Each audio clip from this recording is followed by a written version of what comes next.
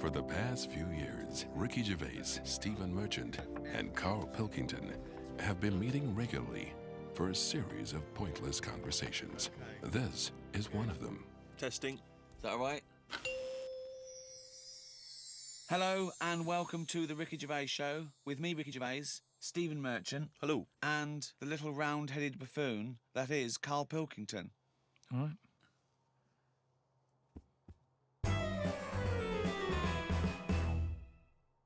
What's been going on?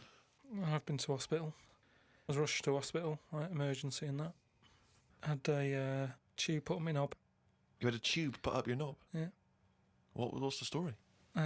Kidney stones. Oof. So, shouldn't really be here, to be honest, doing this. He said rest and that. Climbing them stairs on the way in. To be quite honest, it doesn't look like you're expending a lot of energy at the moment. It's like at Zookeeper going, oh, that sloth move today. Calm down. Yeah, but I had to get here. It's been raining. Yeah. I had to come up the stairs. I had to carry the computer. Yeah. Well, that's not entirely true because your girlfriend was carrying it. I saw her outside. Yeah, but I'm just saying. And then you handed it to me and said, "Steve, carry this." Almighty.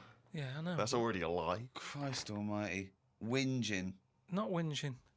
I'm in show business. I know loads of people that wake up every day with a sore knob, feeling like they've had their kidneys probed, and they would say they were unconscious.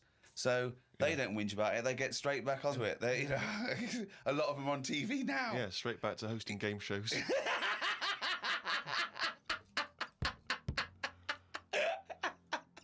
So you're rushed to hospital. So take us through the events because it does sound quite dramatic. You started feeling a bit of pain, did you initially? Felt a bit of pain, and I thought, maybe I just pulled a muscle or something when I've been wrestling with Ricky and that, because you don't know what damage has been done. So I just think, it'll go in a minute, and then it didn't. It got a bit badder. It got badder, did it? So then I thought, I was crippled. I was lying on the floor in agony, looking on the internet, looking for sort of still solutions. Looking at monkey news. I just put in like bellyache and stuff, and they were saying me loads of different things. And what I used to do when I was a kid, I used to always just get a cold ashtray and put that on my belly, and the coldness used to get rid of the badness. Amazing. The coldness got it. Like a witch doctor. Yeah. This is like a witch doctor happens to work in a pub. It's like some sort of 5th century remedy written in mud. Coldness doth get away with the badness.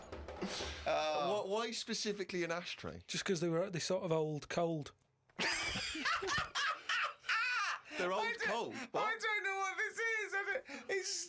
I love this idea that he had the operation and he comes round and they're talking to him and his girlfriend gets a phone call and they say, Mr. Pilkington's maybe complications. He's just talking rubbish.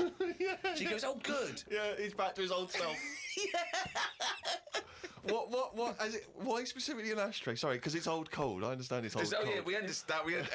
Everyone who's done a medical degree understands old cold, but old cold belly badness.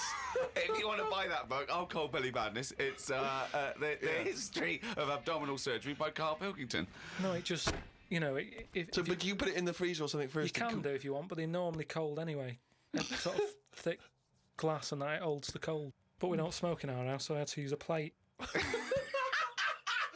well, that's madness. A plate's not going to work. Famously, a plate doesn't work. Oh, my God, no. So you put a plate on your belly, but that didn't do any... That didn't work. So called Suzanne and said, I'm in agony here. She said, go to the doctors then. Good advice. So a lot of people have done that straight away as opposed to going through the plate ashtray. So he went to hospital and he said, have you got an ashtray? They went, no, especially an ashtray. This is no smoking. So anyway, then we get in a cab and what have you, go there. I have an x-ray. His voice is even more boring than usual, isn't it? Yeah. Fuck me. And they put me on a drip and everything. Give me some morphine and stuff. And found out that I had kidney stones. So that's why I was in hospital. And they get them out by... I don't know what's gone on, to be honest. I've got some tube inside me. From my kidney to my bladder. That's helping me stuff get about. And so there's a little tube up the end of your knob. into you. Yeah, it's not there now. It's high up. Right. So it's high up between my kidney and my bladder. But why didn't you have the thing where they go in the side? You had the choice to... Because I said to the doctor, I said, I'm not a doctor. I said, what do you think? He went, stop putting yourself down, Karl. He said, We need you in the operating theatre now. he just said, I said to him, what should I have done? Because he said, if you want, go home and we'll get you in again or something. Something like that. And I said, no, I might as well have it done properly. Have it done now whilst I'm here. Sorry, the choice was have it done properly or go home. It was something like that. He said there's something you can do, and I said, oh, Flush it out. no, because it's too big. It's something like 7mm. And it's basically because you don't drink enough water. Yeah. So anyway, I said, what do you think I should have done? And he said, tube up the knob. And I said, not my favourite one of the choice, but if that's what you think. So he said, yeah, have that. He did me little diagrams, which didn't help. He was like showing. How big did he draw your knob? Sort of normal size. Yeah, was it? It was all right. You weren't offended by them. But he wanted into detail. It's just more the tubes and stuff in your bladder and your kidney. What was your ball bag like? Did he draw that? He didn't do that bit. He left that bit out. Okay, right. But he said, we'll just pop that up there, and then that's when Ricky turned up to visit. Came in laughing at me because we sat there in like me underpants and stockings. In stockings? Yeah. Why were you He dressed was as there. No, he wasn't in bed. He was sort of out of bed with his little drip, right? He had his little boxer shorts on, just sat there, right, in his pants, right, and he had stockings on. Yeah, because they stop clots or something. They put them on your legs. It's like, when people have got big veins and they go on a plane. Right. Yeah. You said you're not a doctor. No, but I've seen it because Suzanne's mum did it, and she put them on ridiculously early, like 3 days before we were going away, and she'd never been away before, and everything was like over the top. Do you know what I mean? She's like, I best put them on. And so I put them on, and they I don't know what it is. It's something when you're under, your blood doesn't move about the same, Right. and it can clot up in your leg. So you wear these tight tights. And I came in to cheer him up, didn't I? Yeah. Was that a nice, cheery experience, him coming in? I had a headache at the time. I think I was a bit stressed out. Well, he's just a man you want at that point. Yeah. Well, it's weird how it suddenly all happened quick. And I woke up and there was an Irish woman over me going, are you all right? You all right? And I said, oh, it's stinging a bit. She said, I'll give you some more morphine. And I sort of put my head up to have a look at my tackle because I wanted to see if it was still there. What was attached to it. Do you know what I mean? Because they said something about they might leave some string hanging out of it so they can pull the tube out. It makes you talk. So, I had a look for that. Couldn't see any of that. Yeah. But as she put the morphine in, all the muscles in your body go funny. My head just collapsed. But I'm in agony now, and are you in agony right now as we speak? Yeah, certain. But it does make you think now. Do you know what I mean? Like life and everything. I mean, it's weird how it's all happened in the last month. From seeing that bee sort of die. No, Well, not really. No. This is not a near-death experience. It is You a had a little bit. routine operation to remove kidney stones because you don't drink enough water. No, I know, but This is not a shark attack. yeah, but it's all life-threatening. Otherwise, you wouldn't have to fill out forms, would you? Saying if everything goes wrong, Suzanne can have the house or whatever. They keep taking your heartbeats and stuff and your blood pressure. I don't like knowing about that. I just leave it. It's happening. Don't be messing with it. Stop measuring it. Stop measuring it. No, do you know what I mean? Same with a knob. It's that thing of like they put that thing. That's what on. the anaesthetist was doing when you were under, wasn't it? Yeah. He was comparing the diagram to the actual thing. Oh, God.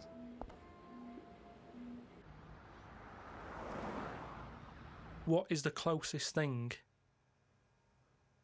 sort of living that's nothing? I don't know what you mean. What? What's like the closest? Like, do you know at some point something's gone from nothing to something, hasn't it? No, I don't know. I don't understand what you mean. Do you mean what is the first and lowest and most primitive and most simple form of life? No, He's right here in this room, Rick. say like when you look at a stick insect, Right. you go, right, there's a slight crossover there from a stick to a living thing. No, it's not. It didn't used to be a stick. No, it's not. There's no biological relationship between it and a stick. But there isn't much difference between the two, is what I mean. Of course there is. It's a There huge isn't. difference. They just sit there looking like a stick. That's their skill. Yes, but there's nothing to do with being a stick. It's like camouflage. That's like saying when a soldier puts on combat gear, you're saying he's a cross between a human and a shrub. What I'm saying is, have you seen them weird things that just look like they sort of look like a leaf? Yeah, there are insects that have evolved to look like a leaf. At some point, something has had it away with a leaf. No, What? at no point has something had it away with a leaf. No, to make it look that much like a No. leaf. No. At no point did a beetle shag a leaf. It's superficial. It's the way it looks. That's all it. That's like saying chameleons must have mated with green once. They are green. No, but it what- looks like a leaf. But then how does it meet? How does it have relationships? It will be going around sort of having it away with a leaf. No, it won't, because it doesn't know what it looks like. It doesn't matter. It's not like a stick insect will be talking to a stick for ages and go, "Oh, I've wasted my time here. This club's dead." Rude. I was chatting to her. She was foxy, but she was giving me nothing. But Dave, that's not a stick insect. That's a stick.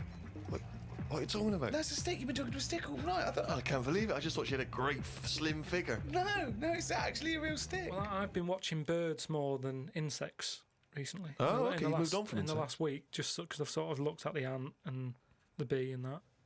And what I've found with pigeons is they've got wings, yet they walk a lot. I'd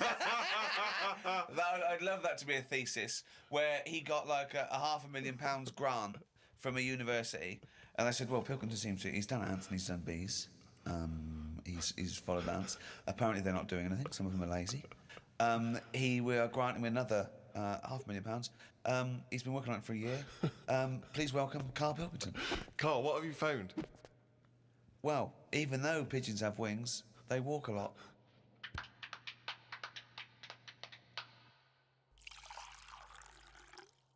Well, I heard, and you told me this, so I know it's true. What? Do you know when I talked about replacing blood with coconut? What was it? Well, one, it said coconut milk can be used as plasma, but I haven't had that verified because it's off one of those websites where there are spurious facts. But what do you think of that, Steve? I mean, I've sort Well- of touched on it. But I've just got to echo what Ricky said. I can't have an opinion unless it's been verified. But why aren't you just being open-minded enough to go, well... Well, no. But That's it's not a being question of being open-minded. Open-minded isn't believing everything you hear. You don't believe everything you read, do you? a lot of stuff you kind of go, well, that's interesting. So But what we talked about this. What about Noah's Ark? what about it? Well, you said you believed it because it's in book form, but according to that, didn't he get 2 of every species on a big boat? But we know that's impossible, don't we? Depends where he was. If he was above a zoo, there would have been a lot of different stuff knocking about. That's my only problem. What I'm saying is, where was he floating where he could get an elephant, a giraffe, a cat, a dog, a gerbil? Where were all these things floating about? Well, exactly. Right, That's my these only Old Testament downfall. zoos, they were quite Yeah, quite but big, exactly. really. But you're right. You're questioning it. How is it possible? But I've just said, a zoo. There's no zoo that has got 1% of all animal species. Well, I don't know where he got them from then. There's a couple of million species of animal. And how did he round these animals up? Because they were drowning, so they were looking for any boat. So they were actively seeking out an ark. Well, they would have just been looking for anything to get hold of. Yeah, and where did he keep them all? How did he keep them all separate? How did he... At that point, Oh, no, the lions ate the otter. no, because at that point, it's that thing in it of how you all pull together in a Don't bad situation. Talk shit. You all chip in. They're all like, oh god, let's be nice to our neighbours. Right. So there's spiders talking to flies and... Well, they would have just gone elsewhere, wouldn't they? They What would do you have been on another bit of the boat. The spiders don't have to knock about the lions just because they're all in it together. They get their own little area, don't they? Well, I don't know. How big is this boat? How It's big. It's big. It's a big boat. How long? What was the warning he got from God to make it? I don't know. It's a couple of weeks. Just 2 of every species, Karl. How big would this boat have to be? Yeah, it's big. You can't just keep saying it's big. Because I know in your mind, you're imagining this ark, there's a boat with Noah up the front with his wife, 2 giraffes behind him, their necks there, 2 elephants, and it just and it's just like elephant, giraffe, hippo, dog, cat, weasel, couple of frogs, and a spider talking to a fly going, let's get on. But when we're off here, you're dead. But what would you have done then? Are you saying that you wouldn't get on there because it's too noisy? It's not a question of what it didn't you've happen. done. It didn't happen. To be honest, I'm not bothered. And they got through it, didn't they? They got through it. They're here now. We're not short of them. If anything, like I said, he didn't do us a favour because he saved too much. You can't move out there for stuff.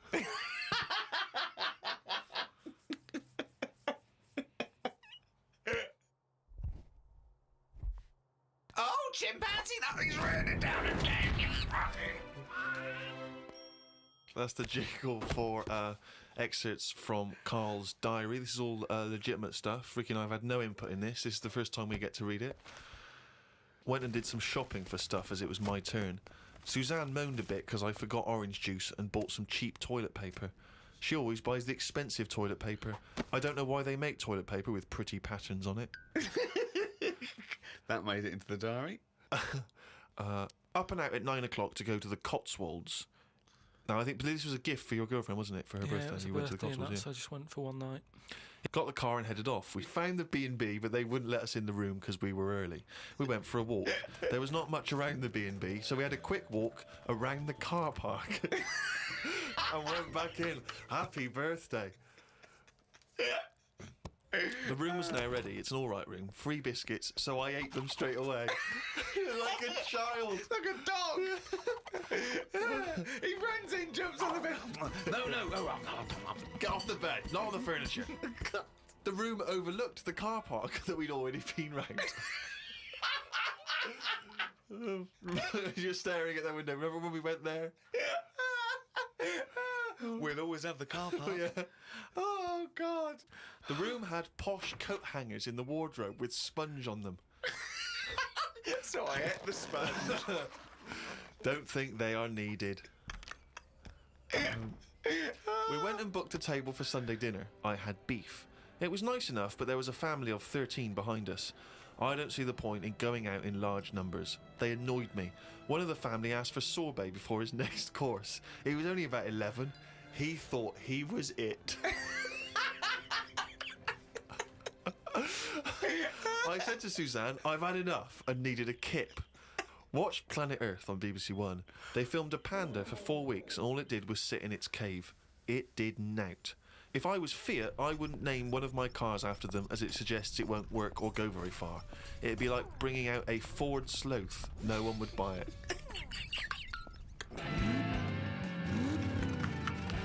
A Ford Sloth. I would love that ad campaign.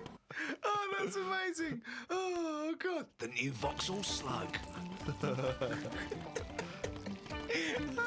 We had a look around the local village. There wasn't much to it. We did the usual thing and had a look around the church graveyard to see how old the dead people are. That's what you do, isn't it? Suzanne's had it over time so far. She's gone to the Cotswolds. The room wasn't ready. She's seen the car park. And now let's go and play how old the dead people are. I like the fact that you mentioned we did the usual thing of having a look around the church graveyard. Do you make her do that every That's time what you you go do, innit? away? 'Cause if I they've like the nothing- fact. I want to know what she did for 2 hours when you slept. She just looked out at the car park, just like, memories. But that's what you do, though, isn't it? When you go to these places, there's nothing else unless you want fudge, or you know, you walk around the church graveyard and have a look. There's nothing. We went home. It took 3 hours to drive back. People say they go to the country to see the wildlife. I saw rabbits, pheasants, and a fox on the way home. They were all dead in the road.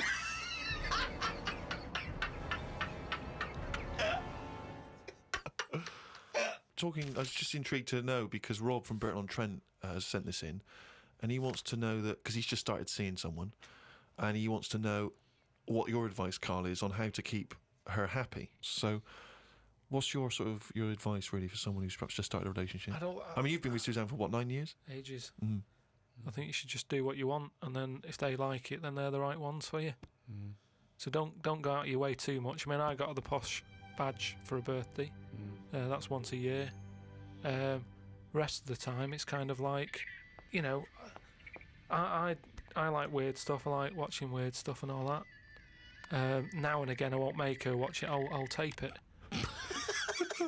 This is amazing advice. But sometimes, This is amazing advice. sometimes you just say, no, come on, the bloke with the two heads on, I want to watch it live. So give and take is what you're saying there. That's all. It shouldn't be hard. As soon as it's hard, it's not right. So just go about your business. See if she joins in.